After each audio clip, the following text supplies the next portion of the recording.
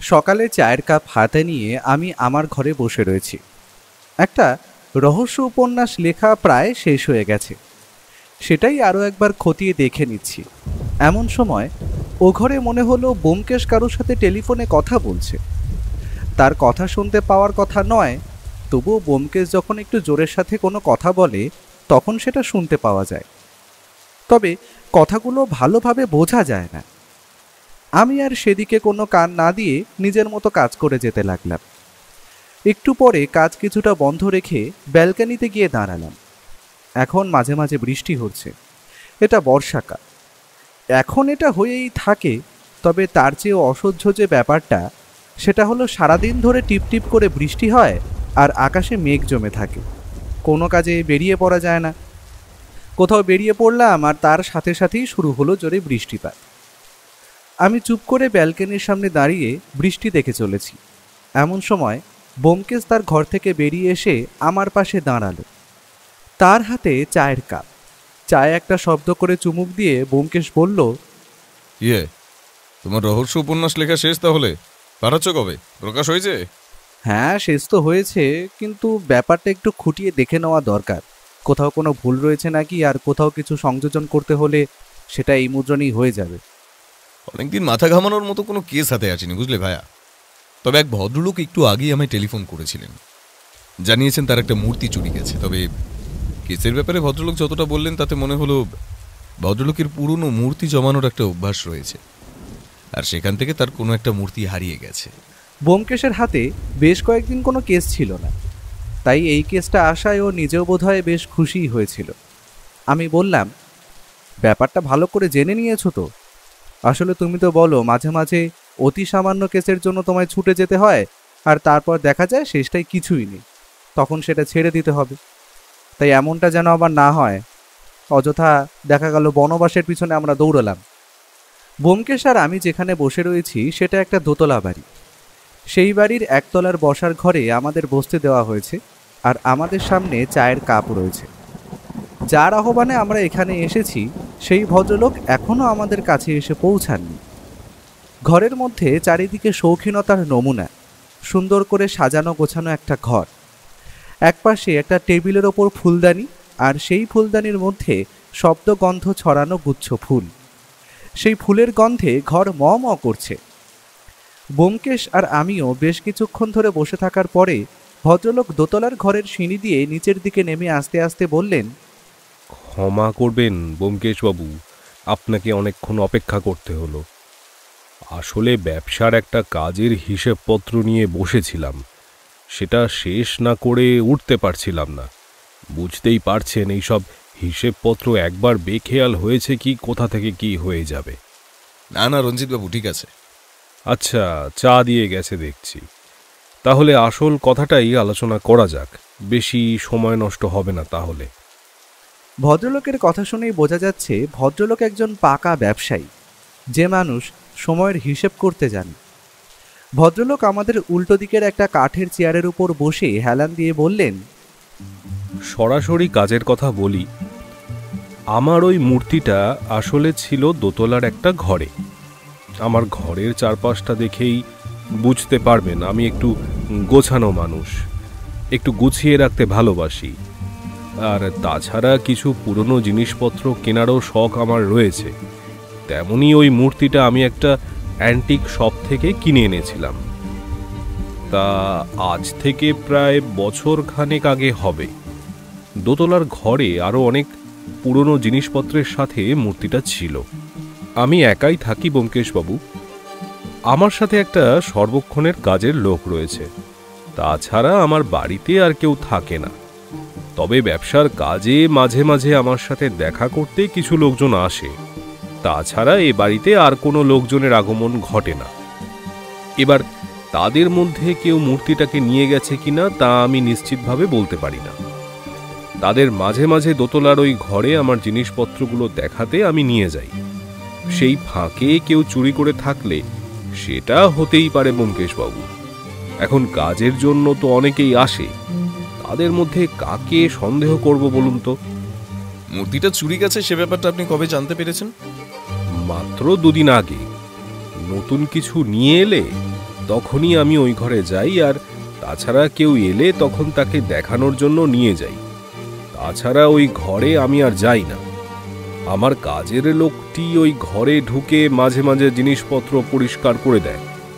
দুদিন আগে নতুন একটা পাথরের ফুলদানি নিয়ে এসেছিলাম, ওটা রাখতেই ওই ঘরে ঢুকেছিলাম।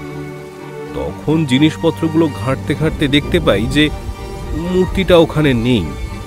তখনই মনে হয় যে মূর্তি চুরি হয়েছে। কিন্তু মূর্তিটা ওখানে নেই দেখে আপনার চুরি যাওয়ার কথাটাই কেন মনে হলো? মূর্তিটা ওখান থেকে কোথাও সরিয়ে রাখা হতে পারে না? ব্যোমকেশবাবু, মূর্তিটা ওখান থেকে সরিয়ে রাখলে সেটা তো আমি জানতে পারতাম, আর সেটা আমি সরাইনি। আমার কাজের লোকটি সরিয়ে থাকলে সে নিজে বলতো। সেটা ওখানে না দেখে প্রথমে আমি কাজের লোকটিকে সেটা নিয়ে জিজ্ঞাসা করি, কিন্তু সেও ব্যাপারটা নিয়ে কিছুই জানতো না। তাই আমার মনে হয়েছে ওটা চুরিই গেছে। আচ্ছা, তাহলে আপনার সন্দেহ কার কার উপরে হয়? আপনি বলছেন আপনার বাড়িতে অনেকেই এসেছিল, তবে শেষবার আপনি যাকে নিয়ে এসেছিলেন তাকে নিশ্চয়ই মূর্তিটাও দেখিয়েছিলেন। সমস্যা ওখানেই ব্যোমকেশবাবু। শেষবার আমার বাড়িতে এসেছিল দীপঙ্কর ভট্টাচার্য নামের এক ভদ্রলোক। তখন আমি এই বাড়িতে ছিলাম না, তবে তার আসার কথা ছিল। তাই কাজের লোকটি তাকে ওই ঘরটা সমস্ত কিছু ঘুরিয়ে দেখিয়েছিল। ভদ্রলোক এখান থেকে বাড়ি ফিরে আমায় টেলিফোন করে সমস্তটাই জানিয়েছিলেন। আমি তখন ব্যবসার কাজে বাইরে ছিলাম। এখন সমস্যা হলো, সে সময় মূর্তিটা ওখানে ছিল কিনা সেই কথাটা কাজের লোকটি নিশ্চিতভাবে বলতে পারছে না। আমি থাকলে তো হয়েই যেত। আপনি মাত্র কয়েকদিন আগে মূর্তিটা যখন দেখেছিলেন তখন সেটা ওখানে ছিল, তবে সেই ভদ্রলোক আপনার বাড়িতে কবে এসেছিল? তারও অনেক আগে নিশ্চয়ই। প্রায় সপ্তাহখানেক আগে তো হবেই। তারপরে ওই ঘরে আমায় কোনো কাজে যেতে হয়নি। যেদিন গেলাম সেদিন ব্যাপারটা দেখতে পেলাম। দীপঙ্কর বাবুর পক্ষে মূর্তিটা ওখান থেকে সরিয়ে ফেলা সম্ভব, কারণ না আপনার কাজের লোকটি যখন তাকে মূর্তিটা দেখাচ্ছিল হতে পারে সে কোনো কারণে ঘর থেকে বেরিয়েছিল। আপনার কাজের লোকটিকে একবার ডেকে দিন। রঞ্জিতবাবুর কথায় তার বাড়ির কাজের লোকটি আসলো, যে আমাদের চা দিয়ে গিয়েছিল। সে এসে দাঁড়ালো। ব্যোমকেশ চারিদিকে তাকিয়ে বলল, তোমার নাম কি? আমার নাম বলরাম স্যার। রঞ্জিত বাবু এই বাড়িতে না থাকার সময় দীপঙ্কর বাবু ছাড়া আর অন্য কেউ কি এসেছিল তোমার বাবুর সঙ্গে দেখা করতে? না স্যার, ওই দীপঙ্কর বাবু যার কথা বলছেন সেই এসেছিল একমাত্র। তুমি তো তাকে ওই দোতলার ঘরটা দেখিয়েছিলে। তোমার কি মনে আছে যে তিনি ওই ঘরে থাকাকালীন অবস্থায় তুমি ওই ঘর থেকে বাইরে বেরিয়েছিলে কখনো? একবার ওই বাবু জল চাইছিলেন, তা জল নেওয়ার জন্য আমি নিচে নেমেছিলাম। তারপর আবার ওই ঘরে গিয়েছিলাম, কিন্তু ওই বাবু যখন ঘর থেকে বেরিয়ে যায় আমি ওই ঘরের দরজা বন্ধ করে দিই। তখন কিন্তু ওই মূর্তিটি টেবিলের উপরই ছিল, সেটা আমি দেখেছি। আমি এতক্ষণের কথোপকথন শুনে একটা ধারণা করেছিলাম যে দীপঙ্কর বাবু হয়তো ওই জল যাওয়ার সময় মূর্তিটা তুলে নেয়, কিন্তু এখন বলরাম যখন বলল দরজা বন্ধ করার সময়ও মূর্তিটা ওখানে ছিল, তখন আমার সেই চিন্তাটা হঠাৎ করেই কেমন যেন ধাক্কা খেল। ব্যোমকেশ বলল, মূর্তিটা ওখানে শেষবার তুমি কখন দেখেছিলে? 3-4 আগে আমি ওই ঘরে শেষবার ঢুকেছিলাম। ওই ঘরে ঢুকে ঝাড়পোছ করি, তখন মনে হয় মূর্তিটা ওখানেই ছিল। তারপরে বাবু যেদিন ঘরে ঢুকলেন সেদিন বাবু বললেন মূর্তিটা ওখানে নেই। আমিও গোটা ঘর খুঁজে দেখলাম, কোথাও নেই। 3-4 আগে তুমি যখন ওই ঘরে ঢুকেছিলে তখন মূর্তিটা ওখানে ছিল, সে ব্যাপারে তুমি নিশ্চিত? হ্যাঁ স্যার, আমি নিজের হাতে মূর্তিটা তুলে তারপর জানলার কাছে টেবিলের উপর রেখে ওই টেবিলটা পরিষ্কার করেছিলাম। আমার এখনো মনে আছে। ব্যোমকেশের মুখে একটা চিন্তার ভাঁজ পড়ল, যেন গভীরভাবে কিছু চিন্তা করতে লাগলো সে। তারপরে বলল, আচ্ছা রঞ্জিত বাবু, আপনি বাড়ি থেকে কখন বের হন? মানে আপনার তো ব্যবসার কাজ রয়েছে, আপনাকে নিশ্চয়ই বাইরে বের হতে হয়। আমি সকালের দিকে বাইরে বেরিয়ে পড়ি, বিকেল বিকেল ফিরে আসি।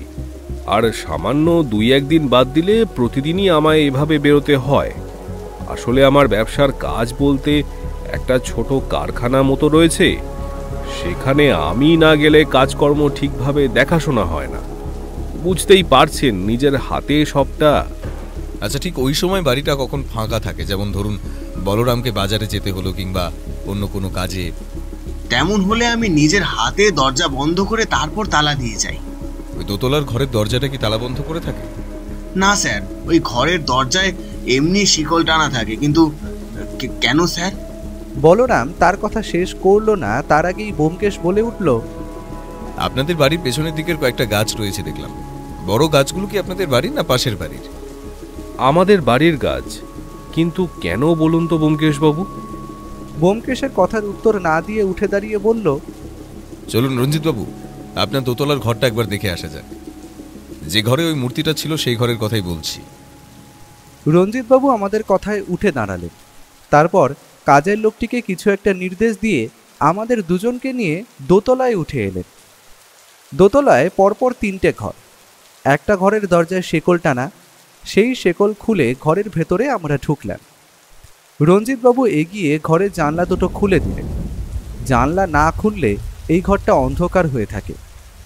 ব্যোমকেশ রঞ্জিতবাবুকে বেশ কিছুক্ষণ লক্ষ্য করল, তারপর ঘরের চারপাশে তাকিয়ে দেখতে লাগলো।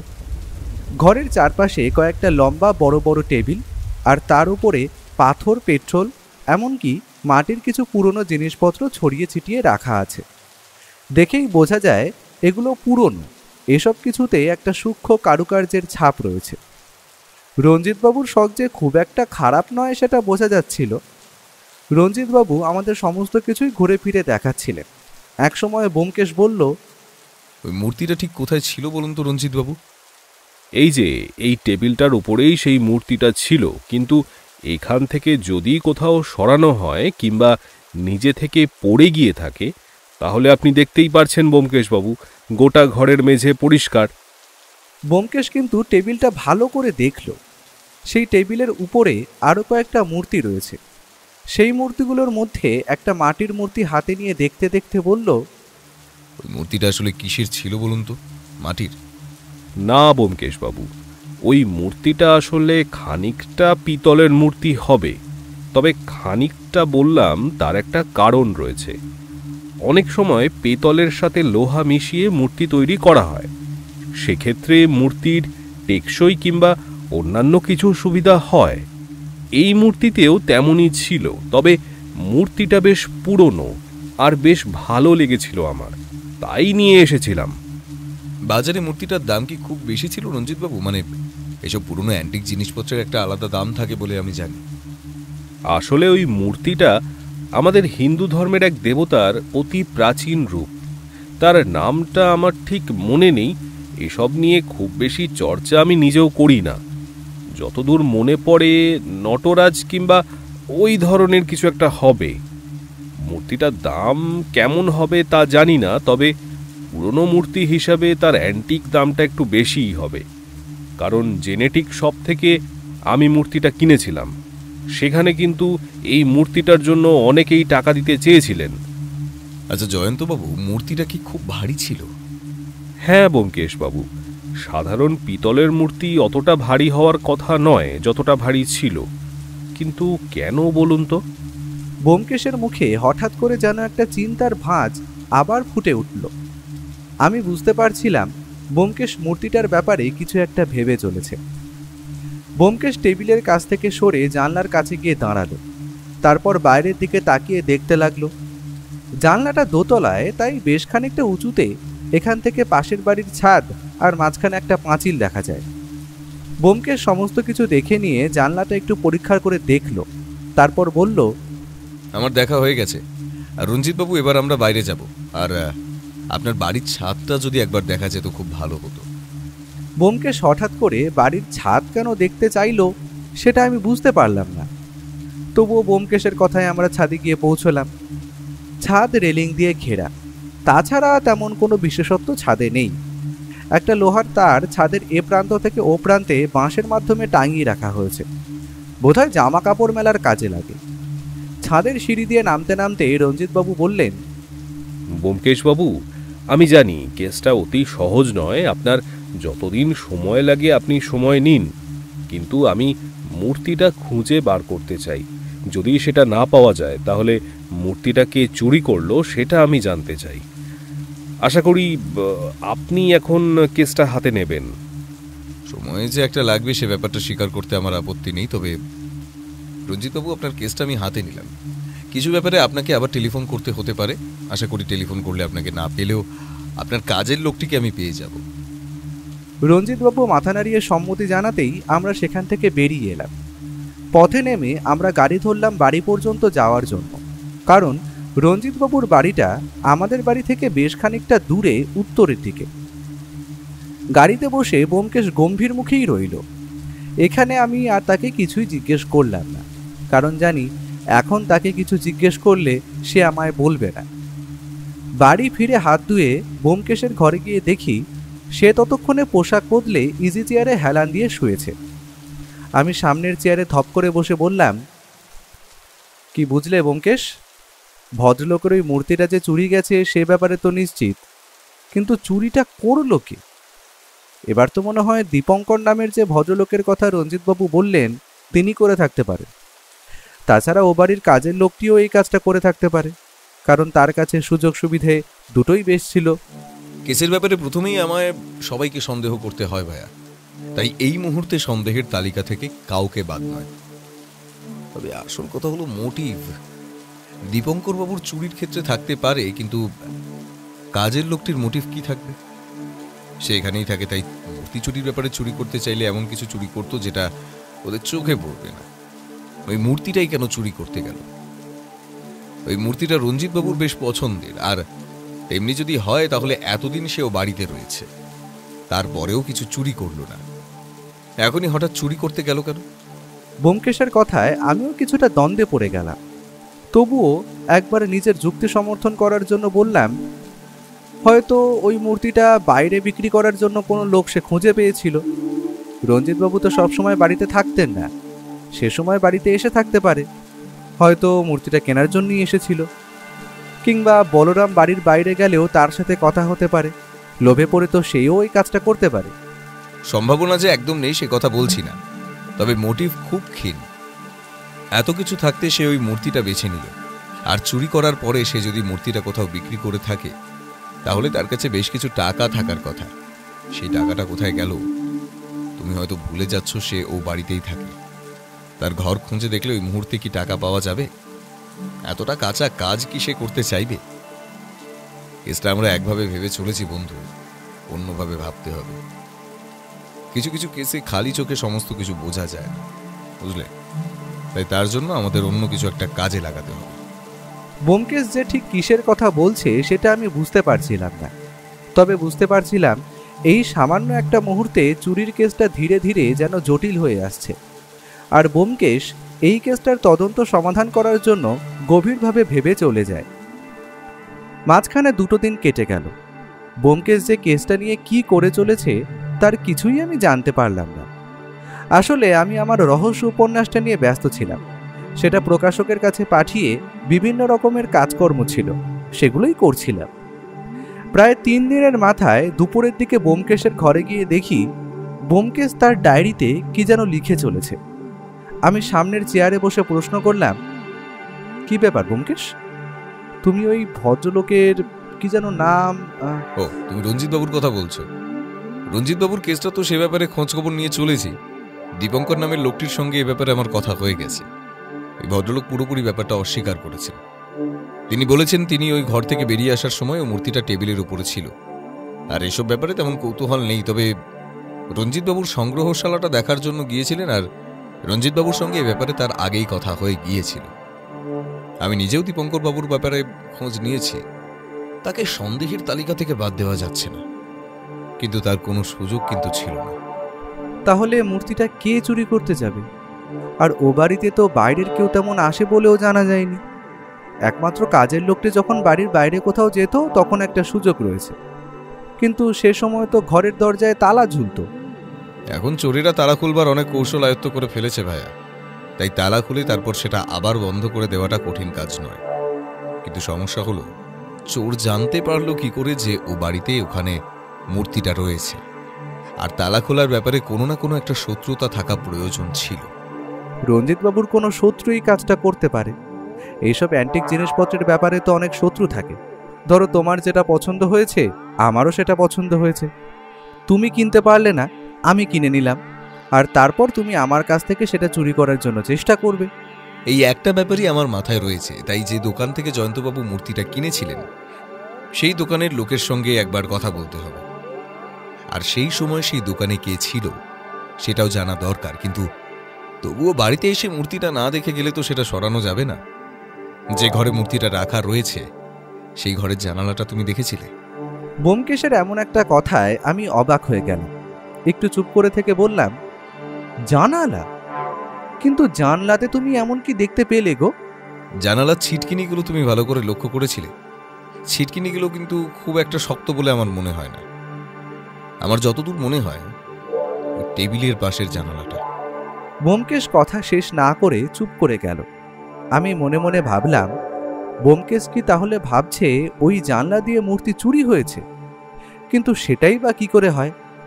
জানলা থেকে টেবিলটা বেশ খানিকটা দূরে, ওখান থেকে হাত ঢুকিয়ে মূর্তি নেওয়া সম্ভব নয়।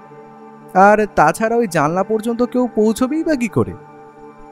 ব্যোমকেশ কিন্তু নিজের মনে কিছু একটা ভেবে চলেছিল কেসটা নিয়ে। সে যে এখনো ভেবে চলেছে আমি তা বুঝতে পারছিলাম। কিন্তু আসল অপরাধীর খোঁজ তো পাওয়া দূরের কথা, চুরিটাই যে কি করে হলো সেটাই আমি এখনো বুঝে উঠতে পারিনি। ব্যোমকেশ কি কিছু বুঝতে পেরেছে? পরদিন সকালে ব্যোমকেশ আর আমি গিয়ে পৌঁছলাম সেই অ্যান্টিকের দোকানে, যেখান থেকে ওই ভদ্রলোক মূর্তিটা কিনেছিলেন। দোকানদার আমাদের দেখে হাসি মুখে বললেন, আসুন স্যার, কি লাগবে বলুন। এই মুহূর্তে আমাদের তেমন কিছু লাগবে না, তবে আপনার কাছ থেকে কয়েকটা কথা আমি জানতে এসেছিলাম। আসলে আপনাদের নিয়মিত একজন ক্রেতা রঞ্জিতবাবু এখান থেকে একটা নটরাজের মূর্তি কিনে নিয়ে গিয়েছিলেন বেশ ওই বছরখানেক আগে ধরুন। সে ব্যাপারে আপনি কি আমায় কিছু বলতে পারেন? দোকানদার আমাদের দিকে অদ্ভুতভাবে কিছুক্ষণ তাকিয়ে রইল, তারপর বলল, কেন বলুন তো স্যার, কিছু হয়েছে নাকি? আর আপনারা কি পুলিশের লোক? ব্যোমকেশ সবসময় বলে মাঝে মাঝে কেসের ব্যাপারে প্রয়োজন হলে মিথ্যে কথা বলা যেতেই পারে, তবে সেই মিথ্যেটা যেন এমন না হয় যাতে কারোর ক্ষতি হয়ে যায়। তাই ব্যোমকেশ অম্লান বদলে বলে বসল, হ্যাঁ, আসলে রঞ্জিতবাবুর কাছ থেকে সেই মূর্তিটা চুরি গেছে আর কেসটা এখন পুলিশের হাতে রয়েছে। পুলিশের হয়ে আমি ব্যাপারটা তদন্ত করছি। আসলে পুলিশ অফিসারের কথা ছিল, কিন্তু একটা কাজে আটকে গেছেন, তাই আমায় পাঠালেন। রঞ্জিত বাবুর কথা বলছেন তো? ওই যার একটা কারখানা রয়েছে, তিনি তো মাঝে মাঝে আমাদের দোকানে আসেন। কিন্তু স্যার, 1 বছর আগে তিনি কি নিয়ে গেছেন সেটার ব্যাপারে তো কিছু মনে পড়ে না। একটু খুলে বললে। হ্যাঁ, ওটা আসলে একটা নটরাজের মূর্তি। দোকানদার বেশ কিছুক্ষণ চিন্তা করার চেষ্টা করল, তারপর হঠাৎ করেই বলল, হ্যাঁ স্যার, মনে আছে, তবে বছরখানেক বোধ হয়, এখনো হয়নি তো। তারপরেও মনে আছে, কারণ সেই মূর্তিটা নিয়ে রঞ্জিতবাবু আর এক ভদ্রলোকের মধ্যে বেশ কথা কাটাকাটি হয়েছিল। আসলে রঞ্জিতবাবুর মূর্তিটা যেমন পছন্দ হয়েছিল, তেমনি আরও এক ভদ্রলোকের পছন্দ হয়েছিল। তবে রঞ্জিতবাবু নিয়মিত কাস্টমার স্যার, তাই ওনাকে এই মূর্তিটা আমি দিই। ওই ভদ্রলোকের নাম যতদূর মনে হয় দীপঙ্কর ভট্টাচার্য। উনি মাঝে মাঝে আমার দোকানে আসেন। উনি ওই মূর্তিটা রঞ্জিতবাবুর কাছ থেকে কিনতেও চেয়েছিলেন। আমার মনে হয় তিনি রঞ্জিতবাবুর বাড়িতেও গিয়েছিলেন, কারণ রঞ্জিতবাবুর ঠিকানাটা তিনি আমার কাছ থেকে নিয়েছিলেন। আচ্ছা, এই দীপঙ্কর ভট্টাচার্যের ঠিকানাটা আপনি আমায় দিতে পারেন? না ব্যোমকেশ বাবু, সেটা তো দিতে পারি না। ওই ভদ্রলোক আমার কাছে মাঝে মাঝে এলেও জিনিসপত্র যে খুব একটা কেনেন তা নয়। তার খুব পছন্দ হলে তখনই নেন। তবে আজই তার আসার কথা রয়েছে, তিনি কিছুক্ষণের মধ্যে এখানে চলে আসতে পারেন।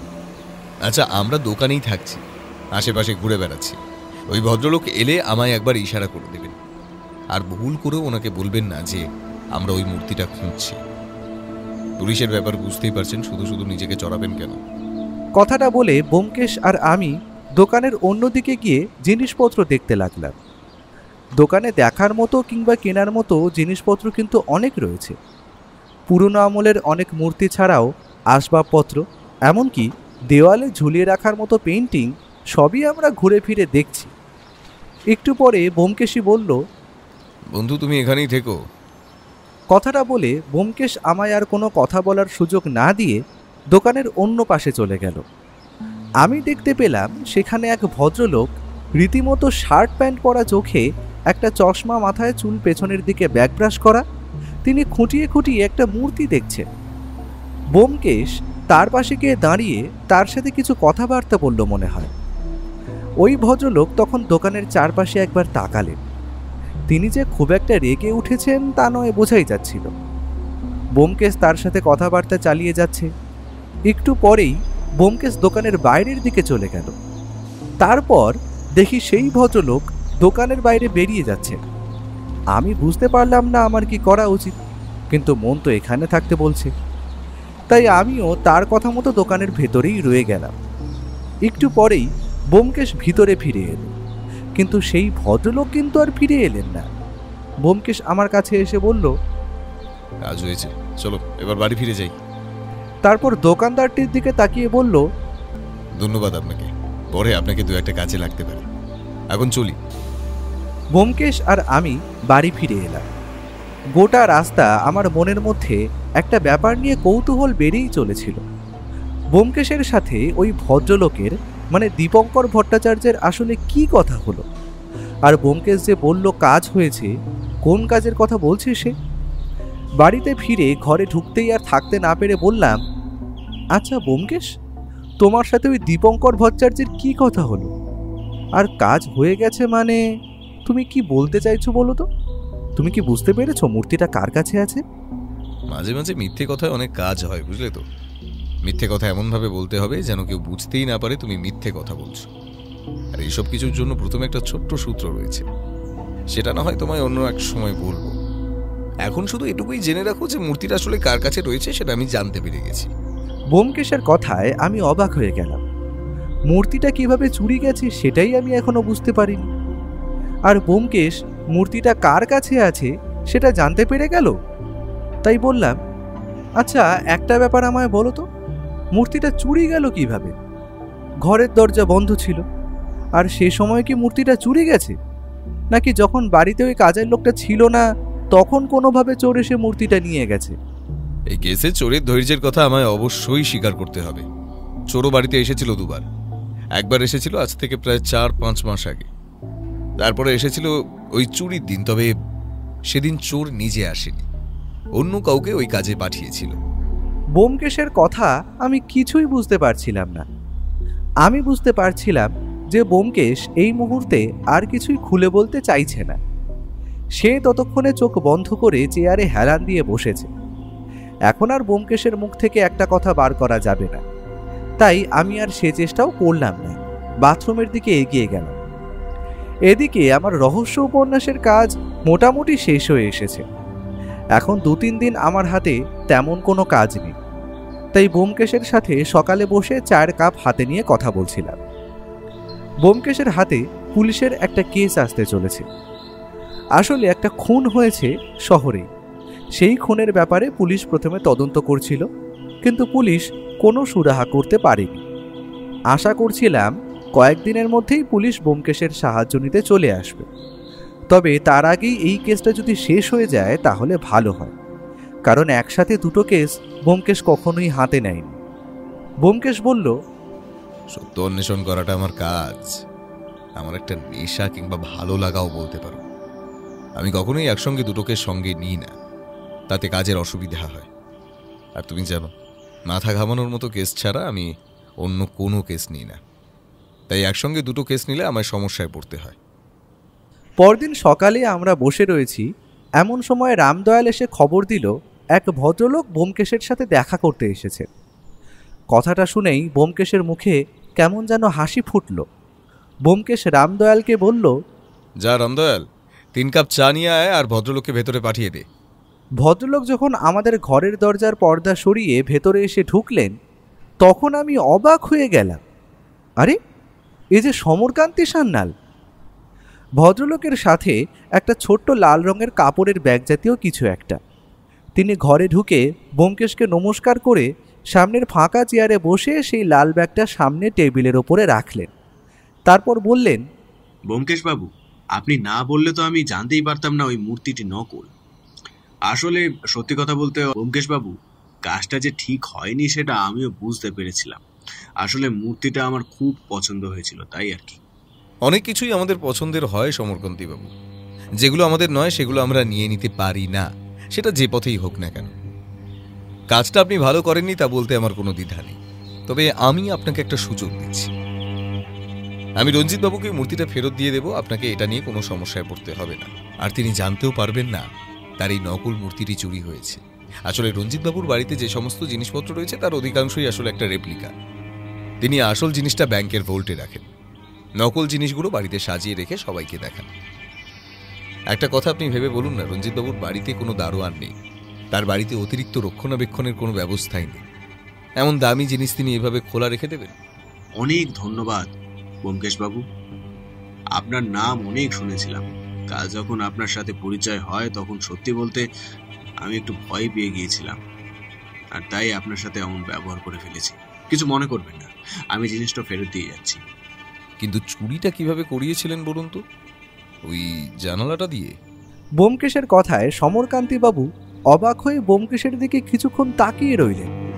তারপর সামান্য হেসে বললেন, হ্যাঁ ব্যোমকেশবাবু, আসলে মাস কয়েক আগেই যখন আমি তার বাড়িতে মূর্তিগুলো দেখতে গিয়েছিলাম তখনই আমার চোখে পড়ে ওই জানলাটার কবজাটা। সামান্য ডিলেট ঢালা, ওই কবজাটা সবসময় সঠিকভাবে লাগানো যায় না। আমি কাজের লোকটিকে জানলার কথা বলি, সে অনেক চেষ্টা করে উপরে ছিটখানিটি লাগানো, কিন্তু সে পারেনি। তখনই আমি বুঝতে পারি যে আসলে জানলাটা শুধু ভেজানোই থাকে, কিন্তু ওই জানলাটা থেকে অত দূরে টেবিলের উপর মূর্তিটি আনা সম্ভব নয়। বলুন তো ব্যোমকেশবাবু, আমি এই মূর্তিটি ওখান থেকে কিভাবে সরিয়েছিলাম?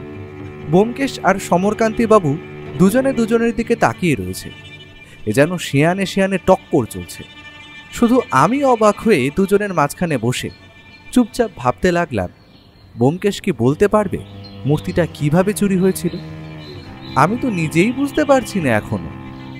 এদিকে সমরকান্তিবাবু বলে দিয়েছেন মূর্তিটা জানালা থেকে চুরি হয়েছে, কিন্তু অত দূর থেকে কেউ হাত বাড়িয়ে মূর্তিটা নেবে কি করে? আপনি নিশ্চয়ই মূর্তিটা ওই দোকানে হাতে নিয়ে দেখেছিলেন, আপনি বুঝতে পেরেছিলেন ওই মূর্তিটার মধ্যে পিতলের সঙ্গে লোহা মেশানো রয়েছে। মাঝে মাঝে শঙ্কর ধাতু দিয়ে কিছু মূর্তি তৈরি করা হয়, ওই মূর্তিটাও ছিল তেমনি। আসলে ওই মূর্তিটা বোধহয় এমন ধরনের ছিল যে মূর্তির ভেতরটা লোহার খরচ থাকে, তারপরে বাইরেটা পেট্রোল দিয়ে তৈরি করা হয়। ওই মূর্তিটাও তেমনি ছিল। আমি রঞ্জিতবাবুর কাছ থেকে জানতে পেরেছি মূর্তিটা বেশ ভারী ছিল। আপনি যখন ও বাড়িতে গিয়েছিলেন তখনই আপনি ব্যাপারটা মনে মনে ভেবে রেখেছিলেন ওই জানালাটা দেখে, কিন্তু ইতিমধ্যে কোনো কিছু করলে আপনার উপর সন্দেহ যেতে পারে, তাই আপনি সেই কাজটা করেননি।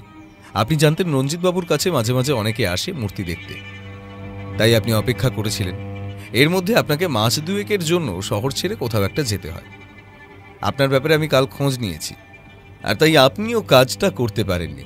এখন যখন ফিরে এসেছিলেন তখন আপনি কিছুটা সময় নেন ভালো করে ব্যাপারটা বোঝার জন্য, আর তার মধ্যে আপনি হয়তো জানতে পেরেছিলেন যে দীপঙ্করবাবু রঞ্জিতবাবুর বাড়িতে গিয়েছিল মূর্তিগুলো দেখতে। তারপরেই আপনি আপনার পরিকল্পনা মতো একজনকে পাঠান ওই বাড়িতে। তার কাছে একটা বেশ ভারী পাওয়ারের চুম্বক ছিল।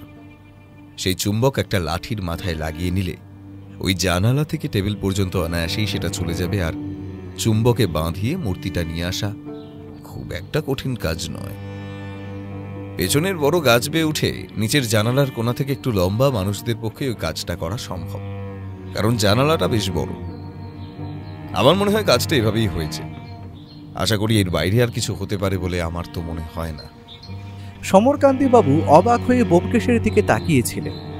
এবার আগের মতোই সামান্য হেসে বললেন, আপনার কথাটা যে মিথ্যে নয় তা আমি বাধ্য হয়েই বলছি। ওভাবেই আমি মূর্তিটা চুরি করেছিলাম।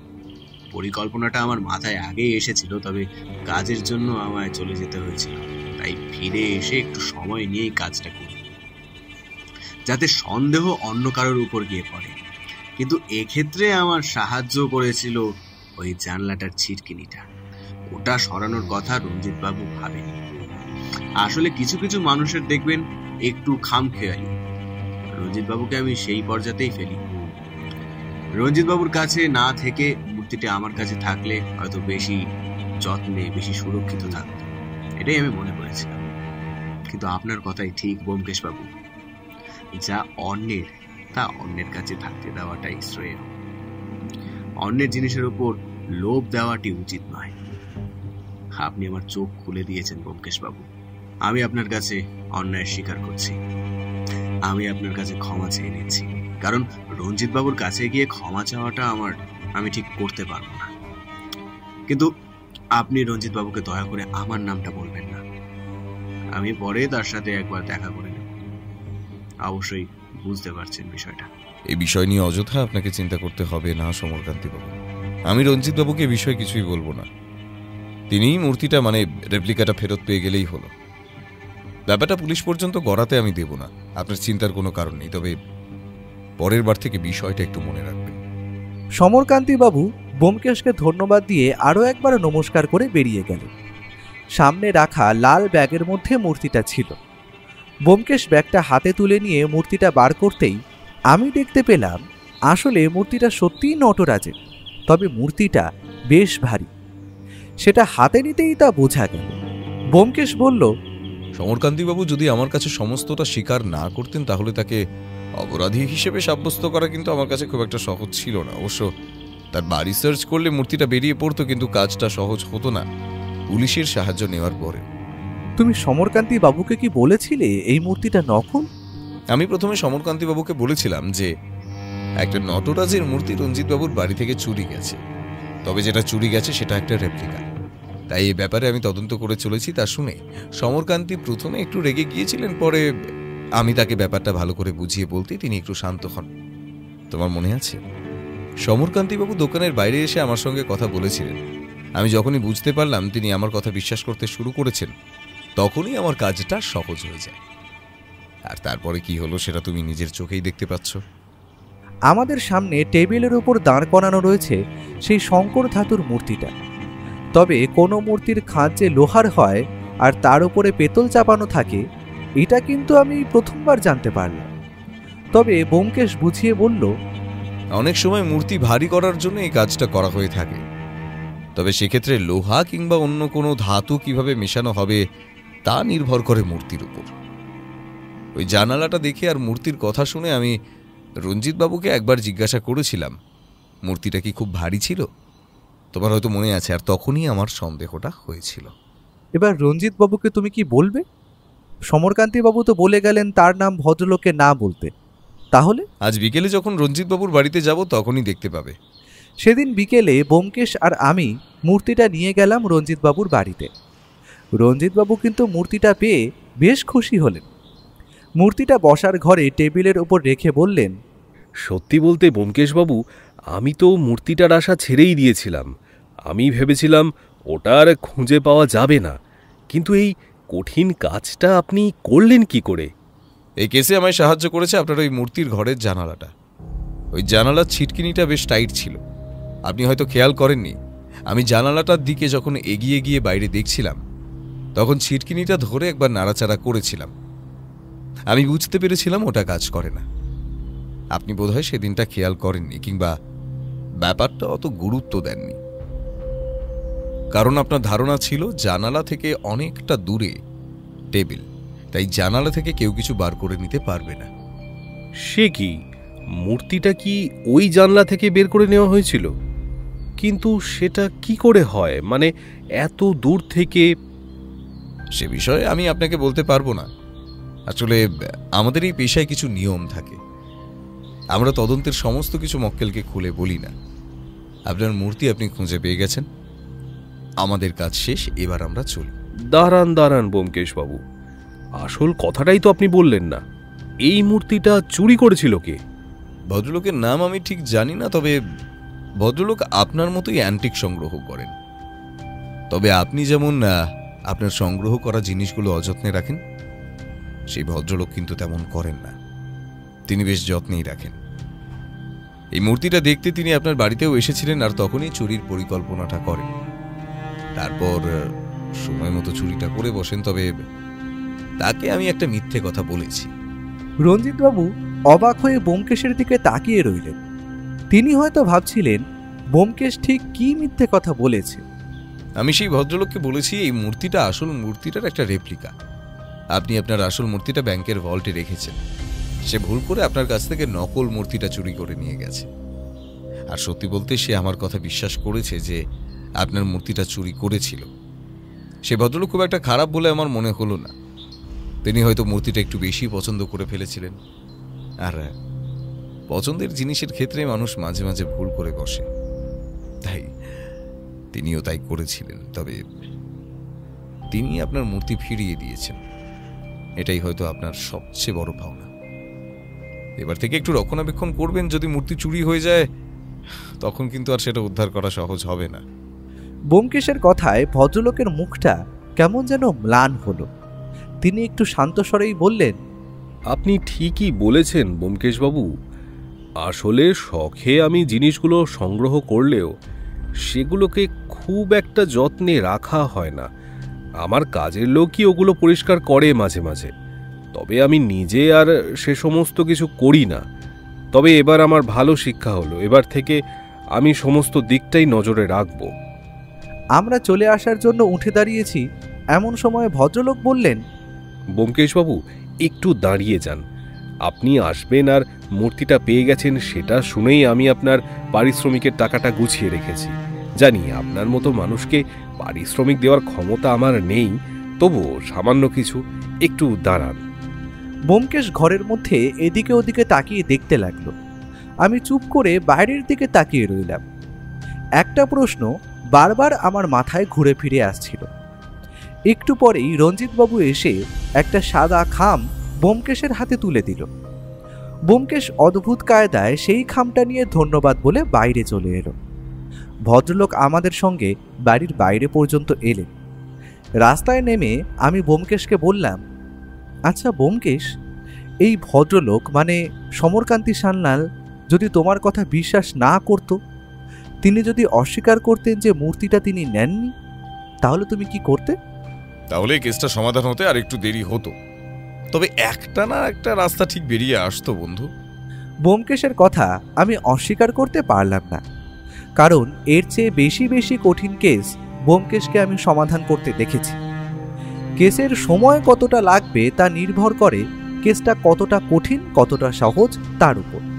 কিন্তু ব্যোমকেশ বক্সী সমাধান করতে পারেনি এমন কেসের সংখ্যা হাতে গোনা দু একটা ছাড়া আমার তো মনে পড়ে না।